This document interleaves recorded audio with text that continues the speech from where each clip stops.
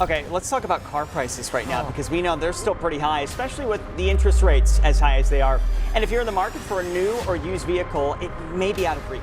America's top-selling truck just turned from a symbol of strength into a nationwide warning sign. The Ford F-150 wasn't just a pickup. It was family safety, financial stability, and pride on wheels. But engines are exploding, fuel pumps failing, trucks catching fire, and families left paying for vehicles that don't even run. And behind every failure, silence, delays, and denial. Why were drivers kept in the dark? How deep does this culture of shortcuts really go? And what happens to your safety, your wallet, and your future when Built Tough collapses? Because by the end of this, you'll see, it's not just about Ford. It's about every driver who thought they were safe, tough, or fragile. You dropped 50 grand on America's toughest truck. 10,000 miles later, the engine blew apart like cheap scrap. For decades, the Ford F-150 was supposed to be the symbol of durability, the truck you bought once and trusted for life. Families scraped and saved, signed financing papers, and believed the sales pitch. This machine was built to last. But beneath the hood of many recent models was a flaw so devastating that it turned pride into regret, almost overnight. At the heart of the disaster sat the EcoBoost engine, advertised as the future of performance and efficiency. Yet intake valves inside some of these engines fractured without warning. Instead of running strong for hundreds of thousands of miles, certain trucks collapsed after only a fraction of that distance. When a valve broke and dropped into a cylinder, pistons shattered, metal tore apart, and the truck that once carried families, workers, and trailers became nothing more than roadside scrap. Owners described the sound as a gunshot under the hood, followed by terrifying silence. Steering stiffened, brakes lost their assist, and momentum dragged the truck across lanes until it coasted to a stop. For drivers who trusted Ford, the betrayal was not just mechanical, it was personal. The F-150 was supposed to be their lifeline to work, safety, and independence. Instead, it left them stranded. And the worst part? Many felt ignored, as if the company had known yet stayed silent. But the nightmare did not stop with shattered engines. The silence that followed was even scarier. Dead at 70.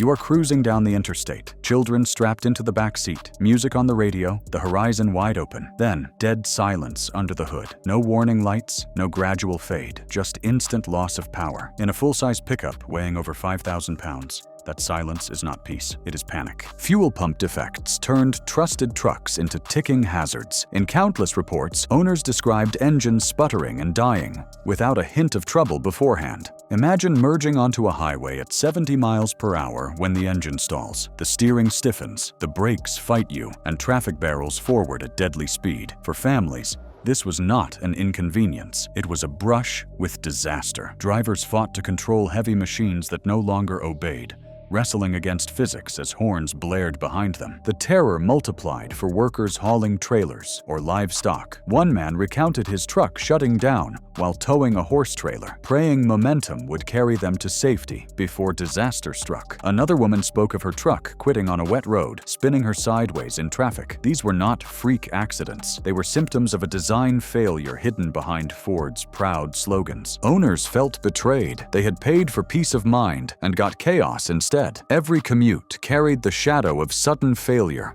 Every road trip the dread of unexpected silence. And just when families thought it could not get worse, flames started licking up from the hood. If you think families deserve the truth about the trucks they trusted, hit like right now and drop a comment below, because every story shared adds pressure that Ford can't ignore, no matter how hard they try. The fire trap. Your truck was never supposed to get you burned alive, yet that is exactly what some Ford drivers faced. A misaligned engine plug small enough to fit in the palm of your hand turned a trusted workhorse into a rolling fire trap. When the plug shifted under pressure, oil leaked directly onto scorching engine surfaces. All it took was one drive, one leak, one spark, and suddenly, the pride of your driveway was a torch on the roadside. Owners described the moment in chilling detail. First came the smell of smoke. Then, within seconds, flames appeared beneath the hood. Families scrambled out of vehicles, watching from the shoulder as fire consumed their trucks. Videos posted online showed found blackened shells where once stood the most celebrated pickup in America. Firefighters arriving on scene admitted that the unpredictability made it a nightmare. A truck could run perfectly for months before the hidden plug slipped and disaster struck. The betrayal cut deeper because Ford had sold reliability as part of the F-150's DNA. People bought these trucks for long hauls, cross-country moves, and family safety. Instead, they feared every drive might end with smoke and flames. This was not an isolated incident. It was another chapter in a pattern of flaws that no driver should ever face. 3 disasters in a row do not spell bad luck. They spell something rotten inside Ford's culture. From flaw to culture. 1 failure might be an accident. 3 failures? That is a system stacked against you. Valve fractures, fuel pump stalls, fire hazards, different defects, same outcome. Trucks failing families. At this point, the issue was not whether Ford could build a strong engine. The issue was whether Ford still cared about quality at all. Industry insiders pointed to the company's race to modernize aluminum panels, electric trucks, and retooled plants on compressed schedules. When speed became the priority, corners got cut. Quality assurance teams were stretched thin. Suppliers pushed to deliver parts without full stress tests, and vehicles rolled off the line before engineers could check every fix. The results were written in smoke, stranded drivers, and lawsuits. For owners, none of this corporate explanation mattered. What mattered was the simple truth. They had trusted the #1 selling pickup in America and been handed a lemon. They had risked their families on highways only to learn that safety was treated as a line item in a spreadsheet. The sense of betrayal went beyond frustration. It became a credibility crisis for a company built on the words, "built tough." And while Ford scrambled for excuses, families faced the real fallout. Empty wallets and broken promises. The payment that never stops. Your driveway is full of steel, but it is not a truck. It is a $50,000 lawn ornament. Families who stretched their budgets to buy an F-150 now find themselves staring at vehicles that do not run, waiting weeks or months for repairs. The payments, however, never stop. Banks still want their money while the trucks sit motionless. For many households, that means making car payments on top of rental bills for substitute vehicles, stacking financial pressure on already strained budgets. Repair costs quickly become nightmares of their own. Some owners discovered that when valves shattered or engines seized, the price of replacement reached into the thousands. Warranties that should have offered peace of mind turned into battlegrounds. Customers reported being denied coverage for breaking down just outside of mileage limits or waiting endlessly for parts that were never available. Meanwhile, trucks that should have been dependable workhorses became useless yard ornaments, draining cash from families who relied on them. The betrayal here is not abstract. It is direct and personal. People trusted Ford to provide safe, reliable trucks. Instead, they were left juggling bills, stranded on highways, and arguing with customer service departments that seemed trained to stall rather than solve. And when drivers went looking for answers, they did not storm Ford headquarters. They stormed the dealerships. Dealerships at war. Service bays backed up for months. Waiting rooms turned into shouting matches. Across America, dealerships became the front line of Ford's scandal. Customers did not march on executive offices in Detroit. They drove straight into local showrooms, demanding fixes, demanding answers, and demanding accountability. Dealership employees, salespeople, and service managers who had nothing to do with the defects were left absorbing the fury. In some towns, showrooms looked less like community gathering spots and more like battle zones. Angry owners lined up demanding loaner vehicles that did not exist. Mechanics found themselves staring at piles of half-disassembled trucks, waiting for replacement engines that never arrived. Families dependent on their trucks for work screamed at service staff, desperate for transportation. The trust that once bonded local dealerships to their communities cracked under the weight of anger and disappointment. For dealers, the crisis was a nightmare they could not escape. Each broken truck became a public relations disaster. Each unanswered question a blow to loyalty. Long-standing relationships collapsed as neighbors accused neighbors of selling them lemons. Sales staff who once proudly handed over keys now feared follow-up phone calls from furious buyers. But the shouting did not stay inside showrooms. Soon, it echoed in courtrooms. Lawyers smell petrol. Ford called it a limited issue. Class action lawyers called it fraud. As stories of stalling, fires, and engine destruction multiplied, Legal teams lined up to take the fight into court. Lawsuits were filed on behalf of thousands of owners, claiming Ford knowingly sold defective trucks while failing to warn customers of the risks. What Ford tried to describe as minor defects became, in the hands of lawyers, evidence of systemic negligence. The National Highway Traffic Safety Administration opened investigations into engine stalls and fire hazards, examining whether Ford delayed recalls until public pressure left them no choice. Attorneys general in multiple states launched probes. Consumer rights groups joined the fight, framing it as a battle between ordinary working families and one of America's largest corporations. The image of David versus Goliath resonated with truck owners who had already felt abandoned by the company they once trusted. Courtrooms filled with emotional testimonies. Families described being stranded with children on busy highways. Workers spoke of lost income because their trucks sat in repair bays for months. Ford's lawyers argued that the company acted responsibly through recalls, but judges and juries began to question whether those recalls came far too late. But the courtroom was not the only place Ford was losing. Wall Street was about to run the numbers. Wall Street walks away. Trucks misfiring do not just stall highways. They stall stock charts. For years, investors considered Ford a safe, if conservative, bet. But as recalls mounted and lawsuits spread, confidence evaporated. Analysts tallied warranty costs climbing into the hundreds of millions. Settlement risks loomed over financial forecasts. Each new defect announcement sent Ford shares dipping, rattling retirement accounts and shaking investor faith. Wall Street does not operate on emotion, it operates on risk, and suddenly, Ford looked risky. Hedge funds began questioning whether the company could maintain profitability if its crown jewel, the F-150, turned from profit driver into liability. Financial media amplified the story, broadcasting images of broken trucks alongside falling stock graphs. Shareholders demanded answers in boardrooms, asking whether management had misled them just as much as they had misled consumers. The shockwave spread beyond investors. Employees wondered whether cost-cutting meant layoffs. Suppliers feared contracts would dry up as Ford tried to slash expenses. The ripple effect of collapsing investor confidence hit communities that depended on Ford jobs for stability. What began as an engine defect had morphed into a financial crisis, and Ford's stumble gave rivals the opening they had been waiting decades for. Rivals smell blood.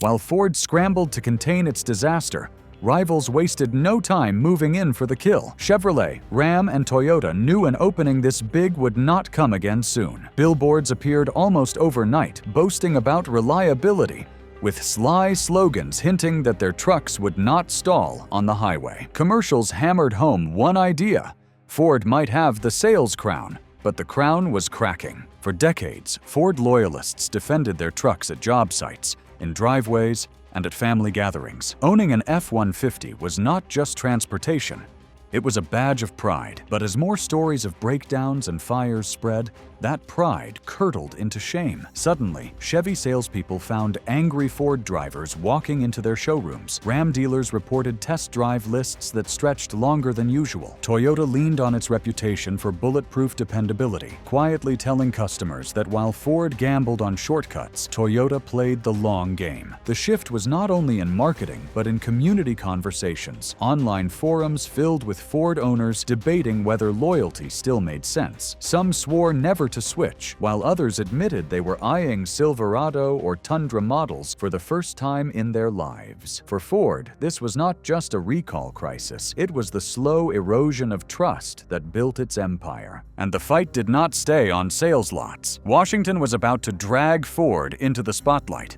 If this scandal shocked you, wait until you see what's coming next. Hit subscribe right now so you don't miss it, because the next chapter isn't just about Ford, it's about the future of every driver on the road. Congress grills Ford. When lawmakers hold up broken pistons on live television, you know Ford is in trouble. Congressional hearings became must-watch events as frustrated senators and representatives displayed mangled engine parts, demanding answers about how America's top-selling truck could be riddled with such dangerous flaws. For families who had already faced stalled engines and fire hazards, it was a small moment of validation.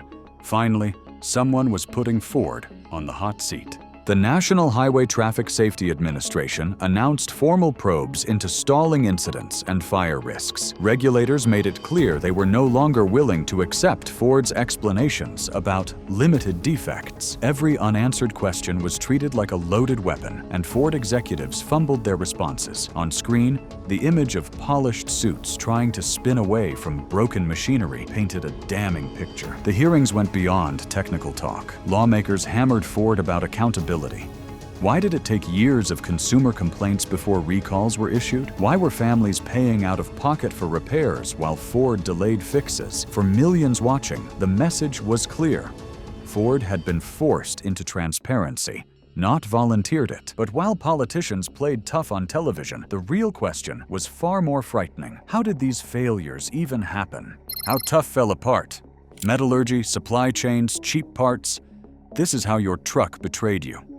Behind the scenes, Ford's rush to modernize became a recipe for disaster. Engineers admitted under pressure that production schedules were accelerated. Suppliers were pushed to deliver parts without full testing, and quality assurance teams were stretched beyond their limits. Corners were cut, and every shortcut made its way into the engine block sitting under your hood. Take the valve fractures. Materials that should have endured hundreds of thousands of miles were substituted with alloys that saved money but weakened under stress. Or consider the fuel pump modules. Global suppliers, under cost-cutting demands, shipped components that failed after only a few years. And the oil plug defect, that was traced back to flawed assembly line procedures rushed through in the name of speed. The result was simple. A truck once celebrated as unbreakable became fragile by design. Ford gambled with the materials inside your vehicle, betting that defects would not appear until long after warranties expired. For many families, that gamble failed within months. The betrayal cut deeper because Ford sold the F-150 not as experimental, but as proven tough, a truck tested by generations. And if Ford cannot build a safe gas engine, how can you trust them with the electric future? Can we trust EVs? Ford's engine scandal did more than tarnish the present. It blew a hole straight through the future. The company has invested billions into its electric revolution, promising trucks that run cleaner, last longer, and carry the torch of American innovation. But for consumers watching their gas-powered F-150s burn, stall, or collapse, one question now hangs heavy. If they cut corners here, will they cut them on batteries too? Electric vehicles already carry skepticism. Families worry about charging infrastructure, range anxiety, and repair costs. Add Ford's credibility crisis on top, and those worries explode. If an oil plug can ignite a fire, what happens when a rushed battery cell overheats? If quality control failed on fuel pumps, what happens to high-voltage electronics? Owners who once bragged about being first in line for Ford's electric pickups now hesitate. Online discussions reveal a deep shift, enthusiasm replaced by doubt, and doubt replaced by outright suspicion. Rivals like Tesla and Rivian may face their own controversies, but Ford's legacy brand was supposed to carry trust. Instead, it handed ammunition to critics who say the EV transition is moving too fast. For many buyers, the fear is not abstract. It is the thought of parking an electric truck in the garage and waking up to smoke filling the house. If Ford failed to secure simple gas components, how can anyone trust them to manage volatile batteries humming inches from their families? And that fear was not just alive in driveways, it was boiling over on factory floors. The line cracks.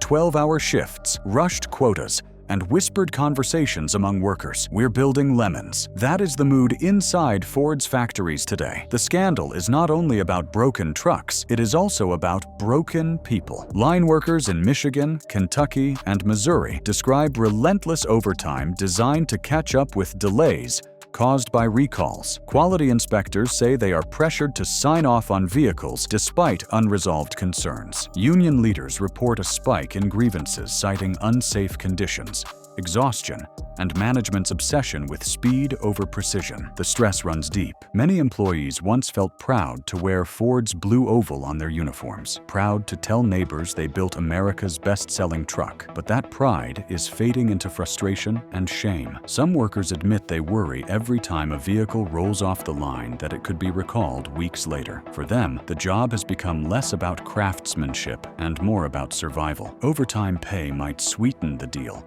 but it cannot erase the fatigue of 12-hour shifts or the anxiety of cutting corners. The human hands building your truck are exhausted, and when labor morale cracks, quality cracks with it. The assembly line itself becomes another victim of the scandal. Workers whisper that every rushed inspection is another gamble with someone's life. They see defects slide past checkpoints, knowing the same trucks will one day carry families down crowded highways. That quiet knowledge eats away at morale, leaving a workforce caught between pride in their craft and fear of failure. And when quality slips on the line, the used market feels it first. Value collapse. What was once a resale king is now a toxic trade-in. For decades, the Ford F-150 carried one of the strongest reputations in the used market. Buyers believed the truck could outlast competitors, often paying premium prices for models with well over 100,000 miles. But today, that trust has vanished. Dealers are struggling to move F-150s, inventories are stacking up on lots, and resale prices are dropping like stones. For families who bought these trucks expecting a reliable asset, the shock is devastating. Imagine owing $35,000 on a vehicle now worth far less because buyers fear inheriting hidden engine problems. Even owners whose trucks are not affected by recalls face steep losses since the market cannot distinguish between a safe truck and a lemon. Online classifieds reveal desperate sellers slashing prices, while dealerships quietly refuse trade-ins tied to defective models. The collapse of resale value is not only about money, it is about identity. For years, the F-150 symbolized strength and stability. Now owners are embarrassed to admit what sits in their driveway. What was once a proud asset has become a financial trap,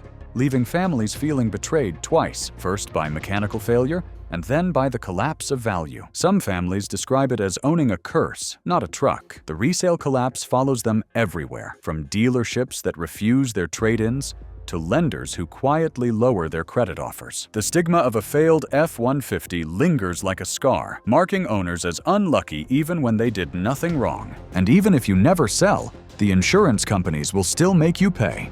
Premiums rising. Insurance does not care whose badge is on the grill. When Ford F-150s fail, everyone's premiums go up. Insurers operate by spreading risk, and as claim after claim piles up from fires, stalls, and accidents tied to defective trucks, the costs ripple across the entire market. Even if you never drive a Ford, the failures of America's most popular truck are being baked into your monthly bill. Families are already noticing small but steady increases. A father in Texas explained that his policy jumped despite owning a competitor's truck. Why? Because insurers recalculated risk for the entire pickup segment. For small businesses relying on fleets, the pain is sharper. Contractors, landscapers, and delivery operators report insurance costs rising at the same time as repair bills climb and downtime eats into income. The chain reaction is unavoidable. Ford's failures ripple outward, and ordinary people pay the price. What makes this worse is the invisibility. Most drivers will never know that their higher premium is linked to Ford's quality collapse. The bills simply arrive in the mail, quietly draining bank accounts. For families already squeezed by inflation, it feels like one more betrayal. Insurance companies are not just reacting, they are profiting. By spreading Ford's failures across every policy, they quietly turn crisis into revenue. Drivers who never touched a Ford still see higher bills, while insurers disguise the hike as market adjustment. It is a stealth tax on ordinary families for corporate negligence. And at the end of it all, one question remains. What does built tough even mean now? The death of tough strength is not marketing. It is safety, honesty, and respect for the people who buy your truck. For decades, Ford convinced America that built tough meant indestructible machines, but toughness is not measured in television commercials or glossy brochures. It is measured in how a company protects the lives and wallets of the families who trust it. By that standard, Ford failed. The scandal has forced a reckoning not only for Ford, but for the entire auto industry. Rivals now know that reputation can crumble overnight. Regulators are sharpening their oversight, demanding more transparency, and consumers are asking harder questions before signing loans. This is the rebirth of Built Tough, a new era where toughness must mean quality proven over time, accountability when things go wrong, and a commitment to honesty instead of cover-ups. Yet one truth remains: the power is not in corporate boardrooms. It is in the hands of ordinary buyers. Ford's empire survives only if customers forgive it. If America decides the brand is no longer worthy of trust, no slogan can save it. The company's future depends on whether drivers believe again. Because if America's favorite truck can betray you, nothing is sacred. And the next recall, it is already on the way. This isn't just Ford's problem, it's everyone's warning. If America's top truck can fail this badly, what else is being hidden from you? Don't let them bury the truth. Share this video, drop your story in the comments, and hit subscribe, because the next recall is already closer than you think.